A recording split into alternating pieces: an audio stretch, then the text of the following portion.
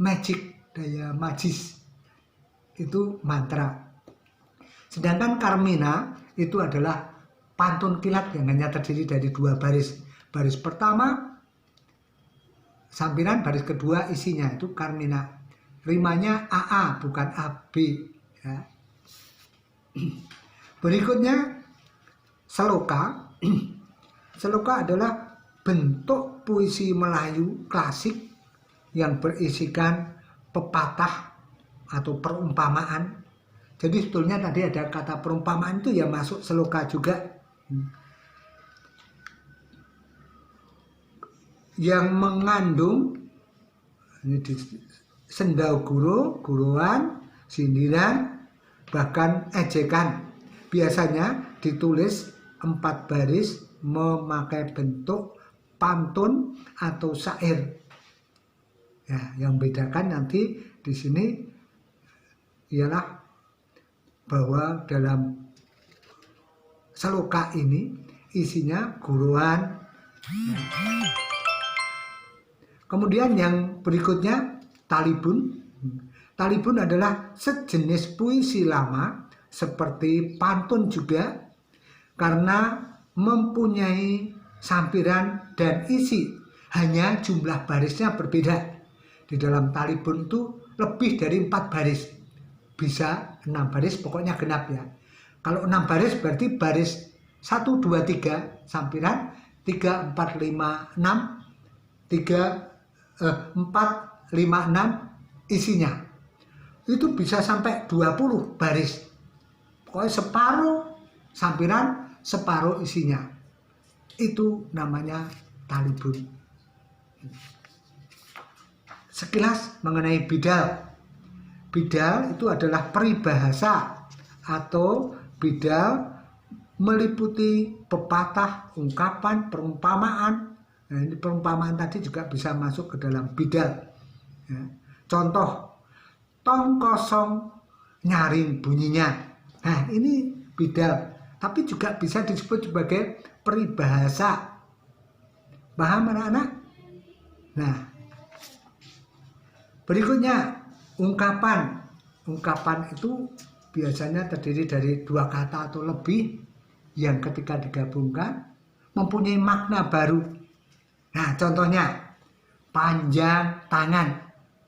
Nah, panjang itu artinya panjang. Tangan itu anggota badan. Tetapi ketika digabungkan, panjang tangan itu sudah mempunyai makna baru. Tidak lagi anggota tubuh. Panjang tidak berarti kalau diukur itu sangat panjang sekali. Tidak. Tapi panjang tangan sudah mempunyai makna, yaitu suka mencuri. Ini sangat berbeda ya. Jadi yang dinamakan ungkapan atau idiom ya, itu 2 kata atau lebih yang ketika digabung mempunyai makna baru. Ya. Contoh kambing hitam. Yang dimaksudkan bukan kambing yang warnanya hitam, tetapi adalah orang yang dijadikan tersangka, yang disudutkan. Itu namanya kambing hitam. Ringan tangan bukan berarti tangannya itu sangat ringan sekali. Tidak. Tetapi artinya itu suka membantu atau menolong. Anak-anak, saya akan langsung masuk ke kebahasaannya saja. Secara umum, kebahasaan di dalam puisi rakyat. Ya. Lihat di sini, lihat di catatan saya ini. Ciri kebahasaan puisi rakyat, ya, unsur bahasanya. Ya. Ini saya kutip dari Kementerian Pendidikan dan Kebudayaan Republik Indonesia. Unsur kebahasaan dalam teks puisi rakyat adalah 1. Kalimat perintah. Tahu kalimat perintah itu apa? Itu kalimat yang isinya memerintahkan orang lain untuk melakukan sesuatu yang kita inginkan. Itu kalimat perintah. Yang kedua, kalimat saran. Kalimat saran itu sebetulnya sama dengan kalimat perintah, hanya halus. Ya, isinya halus, menyarankan. Dan seandainya tidak dilakukan pun, karena ini saran, terserah pada orangnya. Yang ketiga, kalimat ajaan. Kalau kalimat ajaan itu biasanya menggunakan kata ayo, mari. Itu. Kalau kalimat saran tadi biasanya menggunakan kata sebaiknya, hendaknya. Ya. Yang keempat, kalimat larangan. Kalimat larangan itu biasanya menggunakan kata tidak boleh, jangan. Itu kalimat larangan. Ya. Kemudian kalimat pernyataan sopan. Jadi sebuah kalimat tapi berupa pernyataan yang isinya tuh sangat sopan. Tapi bukan larangan, bukan perintah, tapi sesuatu pernyataan sopan. Biasanya menggunakan kata mohon, tolong. Sebetulnya ini juga kalau yang menggunakan kata tolong, mohon itu sebetulnya juga apa namanya, kalimat perintah secara halus. Ya. Tolong tidak duduk di tengah jalan. Ini kan sebetulnya perintah, toh. Jangan duduk di tengah jalan. Hanya kalau menggunakan kata jangan itu jadi sangat kasar. Ini kalimat, masih ada kebahasaan lain di dalam puisi rakyat. Misalnya konjungsi nanti ya. Contohnya tadi sudah, ini kamu bisa lihat sebentar contoh-contohnya. Ada selain tadi kalimat-kalimat tadi, ada yang dinamakan konjungsi atau kata hubung. Nah ini perhatikan, ini penting. Konjungsi. Konjungsi dalam bahasa Indonesia ada dua macam, konjungsi koordinatif dan konjungsi subkoordinatif. Konjungsi koordinatif itu konjungsi atau kata hubung yang menghubungkan dua bagian kalimat atau dua frase atau dua klausa yang kedudukannya sama. Contohnya konjungsinya atau kata hubungnya adalah dan, serta, lagi pula, atau, tetapi, walaupun demikian. Pokoknya yang menghubungkan secara kedudukannya sama, dua klausa yang sama, itu namanya koordinatif.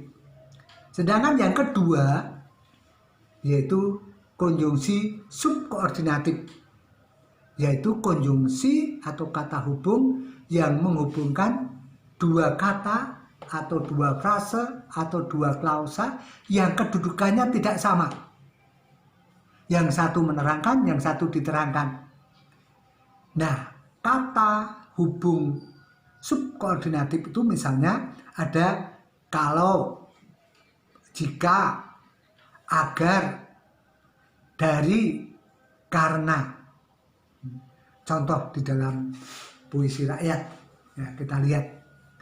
Tanah tandus penuh batu, tanah subur selalu gembur. Jika orang banyak berilmu, sehat makmur sepanjang umur. Nah, perhatikan kata jika. Nah, jika ini menghubungkan dua klausa. Klausa pertama, tanah tandus penuh batu, tanah subur selalu gembur. Ini klausanya dihubungkan dengan klausa orang banyak berilmu, sehat makmur sepanjang umur. Nah, ini jadi kata jika menghubungkan dua itu. Ini. Kita lihat berikutnya. Contoh. Ini kebahasaan ini penting karena ini nanti keluar dalam ulangan. Anak ayam belajar berkotek, meniru suara ayam jantan. Anak kecil jangan merokok, kalau merokok pasti penyakitan. Nah, kata hubungnya apa konjungsinya apa dalam bait pantun ini?